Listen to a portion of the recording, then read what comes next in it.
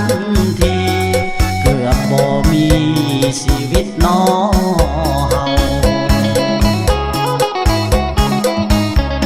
และพอได้ยิ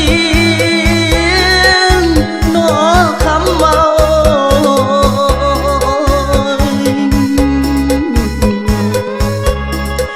มันเป็นเราเข้ามาใส่โอ้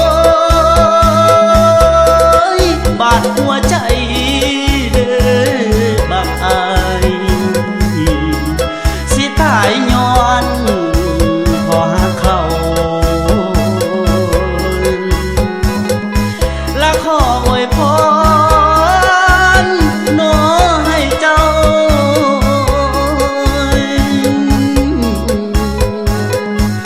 จงของคู่ให้สมหวังอย่ามีมันมาพังดังที่สายกันเดินน้องและอย่ามีมองมีเศร้าเงาหัวใจคืออาย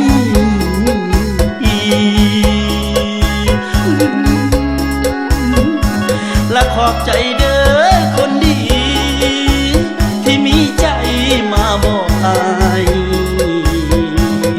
ให้สายหูแม่นเรื่องราวเด้อน้องเด้อน้องพอได้ยินคำเว้าน้ำตาเฮากันบ่อยู่ใจมันหอนหูบ่เคยหูก็สร้างเห็นจนสิล้มสิตายกะวนกะวายจนอยู่บ่เป็นเสียใจจนเกือบเสียเส้นสร้างมาเป็นหน้าลายน้อเฮา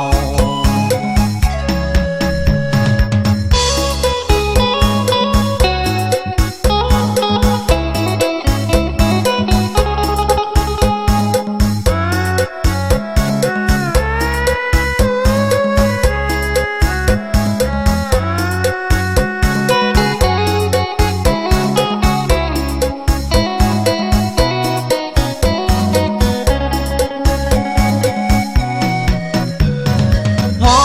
ได้ยินคำเว้าน้ำตาเฮากันบ่อยู่ใจมันหอนหูบ่เคยหูก็สร้างเห็นจนสิล้มสิตาย